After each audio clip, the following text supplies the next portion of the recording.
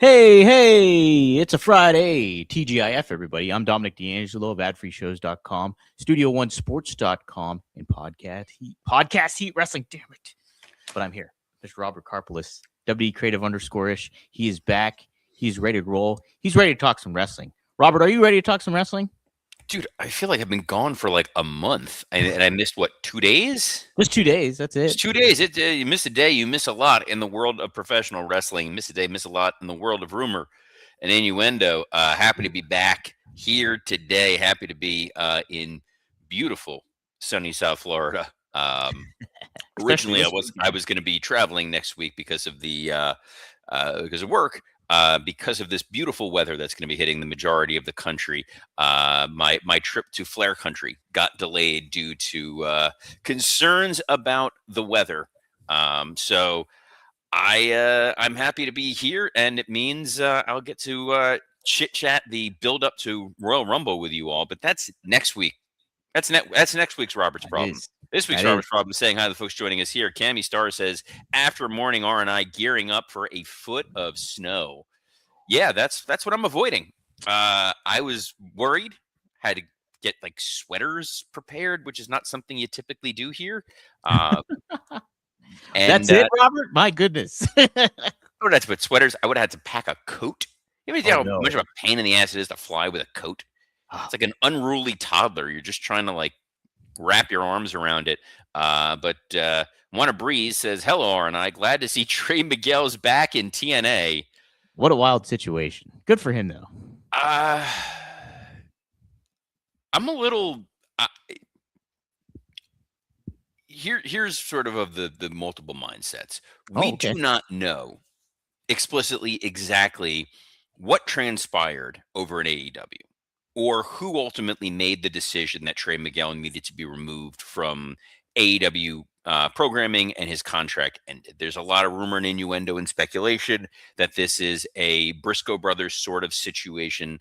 I'm saying situation within a situation here, but the idea that comments that Trey Miguel may or may not have made in the past led to his dismissal from AEW.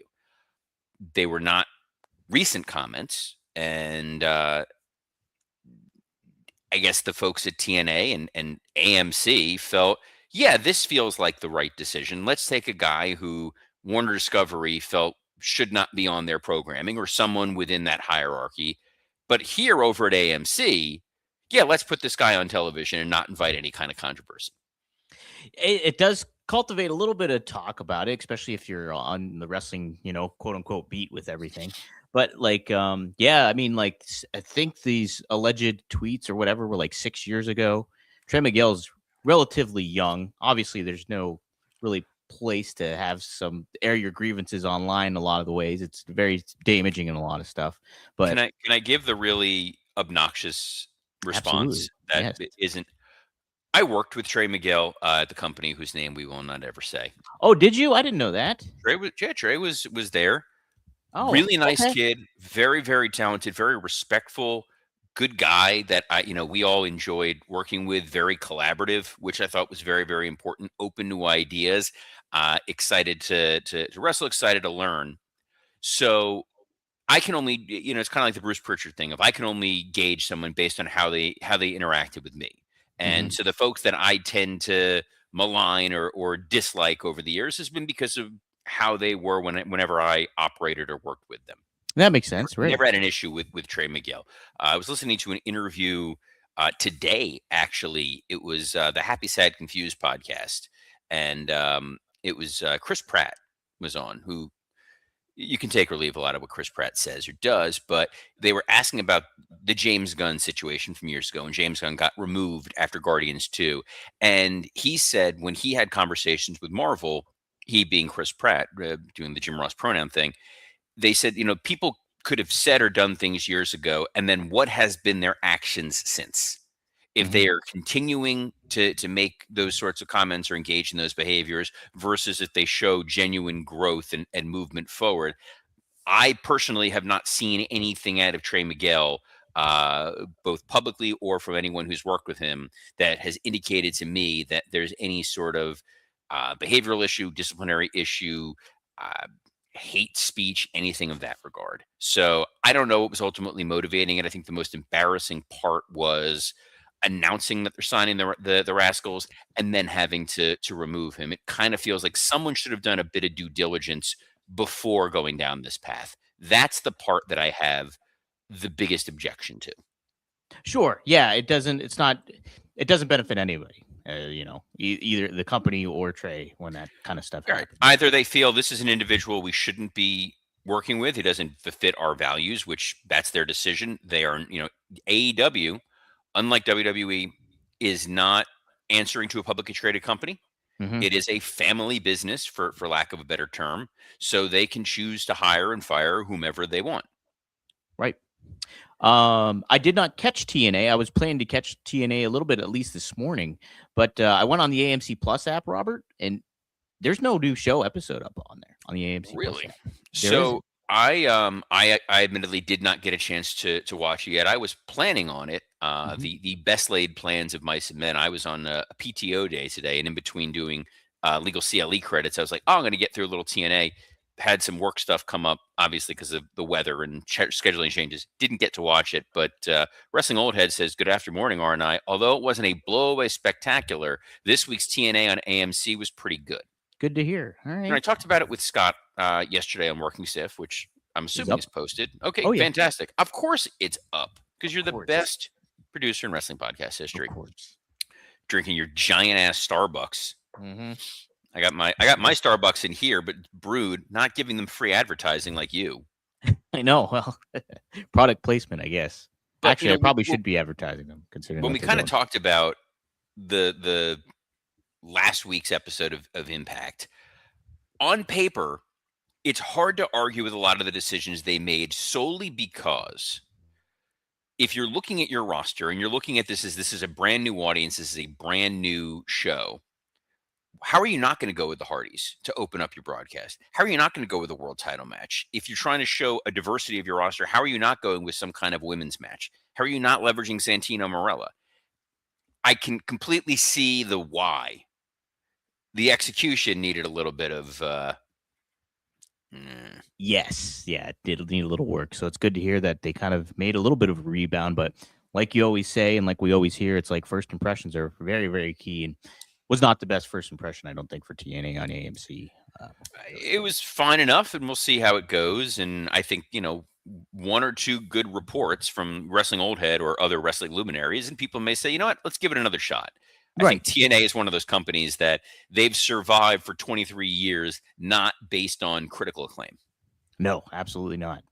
Um, Before we get to your quick thoughts on AEW, I did want to talk about a couple of exits and enters into WWE. Tommaso That's what she Ciampa. said. Hey now, hey now. I will insert Blue Chew ad later on. But Tommaso Ciampa is leaving. He announced that earlier this week. And what do you think? You talked to Scott a little bit about it on Working Stiff, but what do you think about the exit of Ciampa and what his potential is on the independent or in a different promotion? I'm a little sad to see Champa go. I think that he was someone who absolutely had a lot of value to that company and probably could continue to have a lot of value. Him and Gargano together as DIY still had legs, in my opinion. I think them against Fraxium, we still could have gotten a couple of good matches. I think that those guys mixing it up with the Street Profits, Motor City Machine Guns. It's always good to have a veteran who can deliver in the ring. It's why they brought Cardona back. My guess is Champa looked at, hey, if we're gonna extend your contract for another 1, 2, 3 year span, what that's gonna look like economically, how much growth and potential you possibly have, how many years you theoretically think you have left. And Champa may have felt, you know what, with the time that I have left for my in-ring career, maybe the grass is greener for me to kind of do my own thing, do some matches on the indies, have an opportunity to headline some smaller promotions, maybe go be a contributing factor over in TNA. I think that if I'm Tony Marie Khan, I'm picking up the phone tomorrow and I'm Absolutely. saying, we're making you a cornerstone of Ring of Honor. Interesting.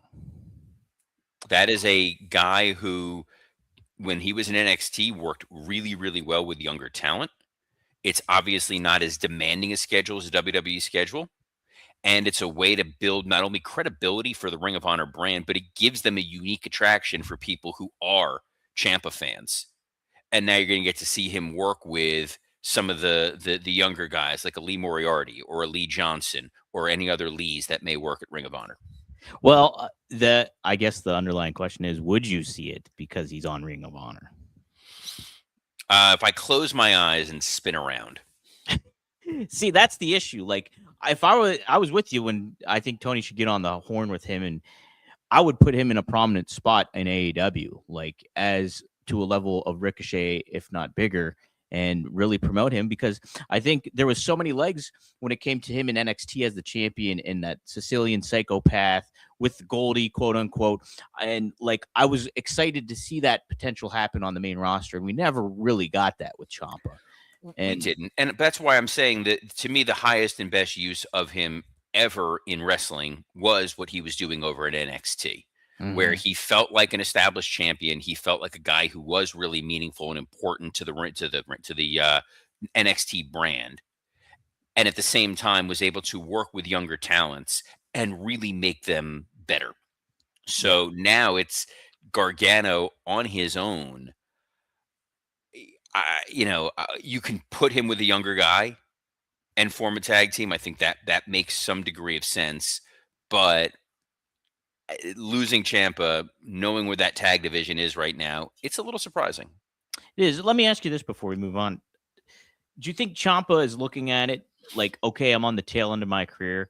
There is grass greener on the other side. Or do you think it's almost like the Cody Rhodes route where I'm leaving this, I'm going to maximize my value on the independent scene and build my brand up, make a potential return later on to WWE down the line? What do you think his mindset is currently? He is 40 years old. He's 40. Yeah, he's 40. So I know there were some reports. A friend of the show, Kevin Kellum, was reporting that he was having some conversations potentially with New Japan.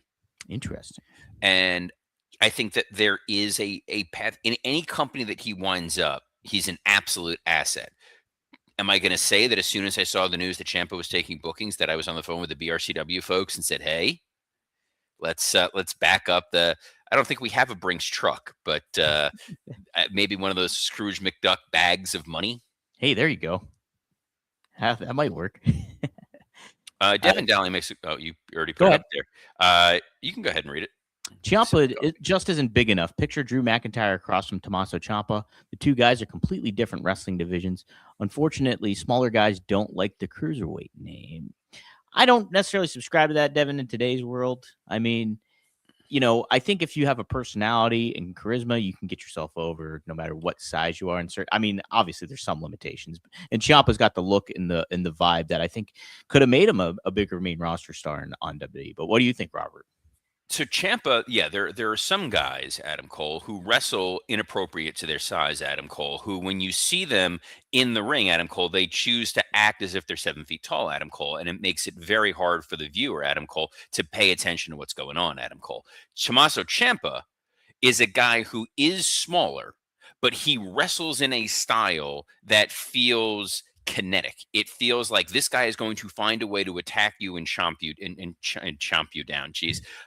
Like Bryan Danielson is not a particularly tall individual. Shawn Michaels is, I know he's 6 foot, but he's not Drew McIntyre. Like I have stood next to Drew McIntyre. Drew McIntyre is 14 and a half feet tall.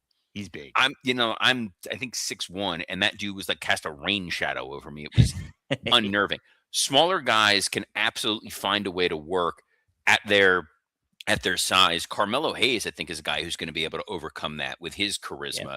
Ciampa really is a matter of how you program him. Finn is not exactly the world's tallest dude, and neither is most of their roster. WWE roster is a lot smaller. Chaplin always gets on me when we talk about the vision that it's very hard to take Braun Breaker or Bronson Reed or Austin Theory seriously when they're all about the same height as Heyman. And Heyman is not the tallest dude in the world. No, he isn't. No.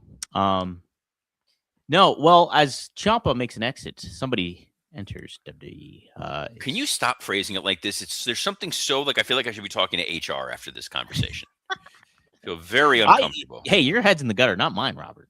My head is right here, man. I am focused. I am glued in. I'm pumped. Well, somebody that's glued in to WWE now is Powerhouse Hobbs. According to Fightful Select, he has signed a contract with WWE, and WWE plans to change his name and image, I guess. Where do you see Powerhouse Hobbs fitting best on the WWE roster, whether that's NXT, Raw, or SmackDown? So my gut initially would have been, hey, put this guy in NXT. Let's try to break some of these bad habits. Let him shine there. But given that he's 35, I believe. Is he really? Yeah, and he's got a little bit of momentum going for him. Let me look at how old Powerhouse Hobbs is. I'm curious. Powerhouse Hobbs' age are 35 years old, 1991. Which, how about that? I would have never guessed. So, the amount of time that you're really going to get from him, you want to kind of maximize that right now. The issue that they're running into is, you're going to want to move that guy up to the main roster. However, the logistics of it here on January 23rd is we've got Royal Rumble in a week. Mm-hmm. We're going to see Trick Williams in there, who's a young NXT upstart, who's got a lot of the momentum on the main roster. You're going to see Javon Evans most likely in sort of the young Kofi Kingston role of the guy who's going to do a daring near escape. You're probably going to debut Obafemi as your big giant monster. And then you're going to go put Hobbs out there. I just feel like he'd get lost in the shuffle. Plus, all due respect to Tony Marie Khan and AEW, I do not think that they have the same footprint in Riyadh as WWE does. And if Hobbs comes out and it's a big, who the hell is that guy? I don't know. Devin Dowling, who clearly wants to be banned. He's going to Dre Owens territory with Chris Jericho's new bodyguard, Powerhouse. I'm not against that. I'm so against that. I can't even, no. This isn't the AEW invasion. Hobbs, his genuine backstory is compelling. AEW found the right path for Hobbs, and then just they laid down the sidewalk and then immediately jackhammered it several times. He had the Book of Hobbs, which was great. He was paired up with Arn, which was awesome, and so many drops. He is a guy who, when you hear his backstory, he's making a difference. Fatu. Yeah, remember Making a Difference, Fatu? Oh my God, is that Rikishi after he was with the rap gimmick? This was Rikishi when he was going out on the streets and helping counsel the youth and setting them right. Making a difference. Making a difference. Called, yes. Oh yeah. Go God. Throw it in the Google machine, kids. Hobbs is a genuinely interesting, compelling guy. And he's someone who, if you go back and watch some of those promos that he delivered, especially going up against Moxley, he's got a lot of fire. He's got a lot of animosity and anger and intensity where you're like, I do not want to stand across the ring from that dude. He's going to murder me. Right. But it's a little bit of, you don't want it to be too samey with a lot of who else they have right now. With, Braun Breaker this is the explosive, jacked up dude that you don't want to mess with. You've got, Obafemi. He's going to be the big jacked up dude that you don't want to mess with. Jacob Fatu is back as the big jacked up dude who you don't want to mess with. It's tough. It is tough. It's good to sign that guy. Going into Royal Rumble, it's tough to debut him. Building up to WrestleMania, it's tough to utilize him. Yeah, I would at the very least, I probably would wait until after Royal Rumble to debut him. Part of it, I think, is because Trick Williams has demonstrated over the last few weeks. I was a little like, I don't know how he's going to do in the main roster. Dude's killing it. Yeah. If we're being honest, that man is really over-delivering with the promos. Now, they have idiot-proofed how to debut Trick Williams. Mm-hmm. Let him start with Sami Zayn, then deal with Randy Orton, then wrestle Rey Fenix, then have a little bit of a confrontation with Damian Priest, immediately put him into a number one contenders match. That guy feels like a big-time star. Yes, absolutely. Yeah, so they're handling him the right way. Let's see if they handle SmackDown the right way tonight. So before I just want because quick book on to close the book on Hobbs. Cammy Star says Raw after Mania surprise.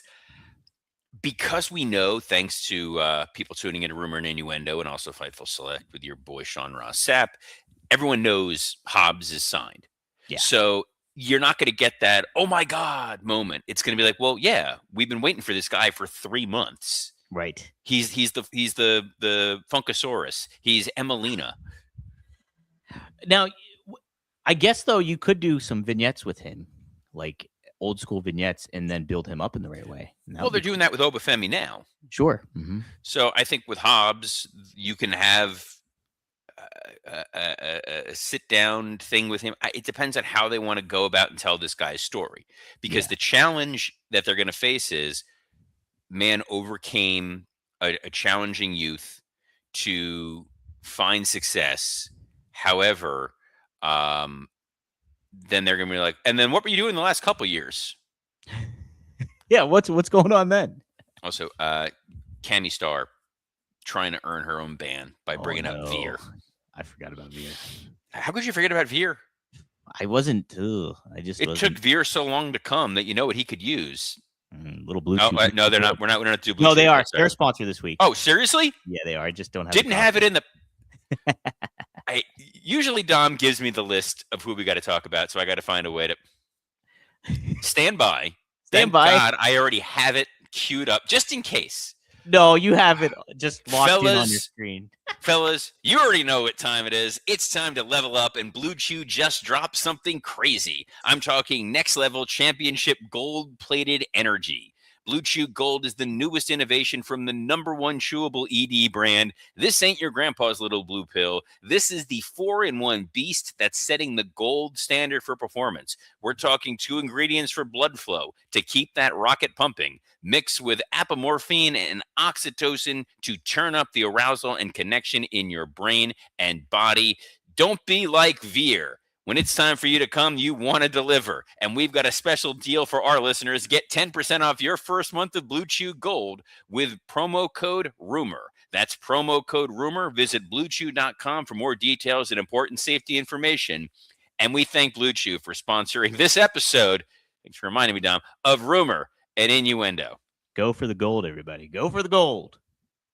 So tonight, nobody's really quite going for the gold on SmackDown, but we do have some matches lined up, Robert. A little disappointed. We're back in North America. Mm-hmm. We're back in North America. We're back in what some people would call the 51st state, Canada.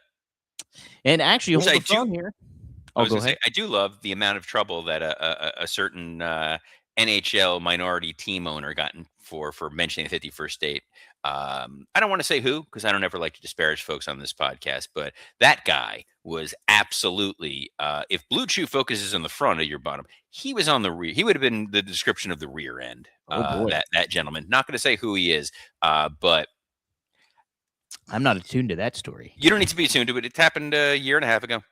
He's no Veer. That's all I'm going to say. No Veer, good guy. Well, there is some gold actually on SmackDown tonight. The Tag Team Championships will be on the line as the Wyatt Six. They're the champs taking on the MFT. Anything going on here with it? Are we going to get an early title change before Saturday night's main event, Robert? I would not mind a title change. They have not said which members of the MFTs are actually competing for it, but I think that a title change here would help. You know, the problem with the Wyatts is you can't just put them in a match. So by that, you know, we have tag teams that want to go after the tag titles. It can't just be good news. They're going to wrestle the Wyatts. You got to deal with all the spooky bullshit stuff. I caught myself halfway through. You know, it can't just be the Street Profits showing up and being like, we want to challenge those titles. Instead, it's we want to challenge those titles. And now we got to turn this cross back right because it went upside down and there's blood coming out of the walls. And here comes spiders from the bottom of the drain. Like, it's too much supernaturally nonsense. And as a tag team, they're just kind of there. So give it to the MFTs. Let's see what they do with it. Give Solo a win on top of just the guy stole the lantern, which, as goofy as it is, as a kid who grew up watching WWF in like '93, right? This is right in the someone stole the Undertaker's urn, melted it down, turned it into a necklace. I'm looking at you, comma. Yes, the Supreme Fighting Machine. Supreme Fighting Machine, comma, who then became Kama Mustafa, then became the Godfather, who super nice dude that you do not want to cross. Absolutely not. Absolutely not. There is a WWE Women's Tag Team Championship #1 contenders match. Nia Jax and Lash Legend. They'll be taking on Kiana James and Julia. and they'll also be taking on Charlotte Flair and Alexa Bliss. Who would you position for this higher up in the tag division, women's tag division here? Which team would you go with here, Robert? Well, we haven't talked Saturday night's main event, so it was a little kind of cart before the horse. But Yes. I would venture to. This is tough. None of them. If I'm perfectly honest, Really? I'm being serious. It's the way that they kind of positioned it last week was that it seemed like Kiana James was making some behind the scenes within kayfabe decisions to have Lash Legend and Nia Jax help Julia, but hadn't include Julia in on this because I think they've kind of realized we may need to turn Julia babyface. So it's probably not going to be them. Mm-hmm. Charlotte and Alexa going after the women's tag titles, they're of better use in the Rumble itself. Sure. Unless the idea is Charlotte and Alexa challenging for the women's tag titles at the Royal Rumble is a big enough match. Right. Because I would venture to guess we are going to get new women's tag team champions on Saturday night's main event. But before we get to that, we still have another match to talk about on SmackDown. Oh, yes. Yes, there's a little preview of another Saturday night's main event match. It's Trick Williams taking on Damian Priest. Yes. Mm-hmm. How would you handle this? No contest kind of thing going down, or what? I think Trick gets the win through some kind of chicanery based on, again, what I think is going to happen on Saturday night's main event. Well, let's get to it, Robert. Yes, there's only a few matches, but I'll be honest. Mm-hmm. Forgot Saturday night's main event was this Saturday. Scott and I were doing the podcast, and we were like, hey, is there a Saturday night's main event this Saturday? I was like, no. Wait. No. Wait. It's weird to think that the Royal Rumble's like just less than 10 days away, right? Am I off on that? It's next weekend. It's That's next crazy. Saturday. By the way, King of Hueco Mundo, 9394. What a name that rolls off the tongue, said, what's with a lot of the dirt sheet reports that LA Knight is not happy and wants out? That would be because I used all of my birthday wishes. Every opportunity, every restaurant that I was at, and they put a candle in front of me, I said, can we please get rid of LA Knight? Did you catch the Unreal stuff with him? I didn't catch any of that. I've only watched half of the first episode of the new season of Unreal. Mm-hmm. I don't know if you're aware of this. Seth Rollins and Becky Lynch are married. What? I just saved you 20 minutes. Unreal is too, I don't know. But LA Knight is a dude who I've had that feeling all along, believes a hype about him as opposed to the reality of life. He is a dude who has a perfectly good ceiling as a Matt Cardona-esque dude who's going to get a big pop. He's an upper mid-card guy. He's someone that can be in the mix, sell merchandise, get opportunities on TV, but he is not main eventing WrestleMania. And I think he genuinely, in his heart of hearts, believes he should be main eventing WrestleMania. The slot that he is best used for is one of the matches that we have at Saturday night's main events. There are 3 matches. We got a minute to go. Yep. Real quick, I've said a number of times why I think Liv and Roxanne are winning the women's tag titles. I have not backed off that. I think that everyone in Judgment Day but Finn having gold is the end game for that story right there. With you on that. I think with Cody and Fatu, I don't think we're getting a finish. Okay. I think we're going to get these guys are going to brawl all over the place, and it's going to be a pull apart chaos. Katie bar the door. And then for your number 1 contenders match, Randy Orton, Damian Priest, Sami Zayn, Trick Williams. I think it's Damian Priest because I think Damian Priest, much like LA Knight, is a dude who is not a true main event guy, but he's a guy that you can put in certain main event situations on certain shows, and the audience is not going to be offended by it. But they're not saying, yeah, put that guy as the main eventer at WrestleMania.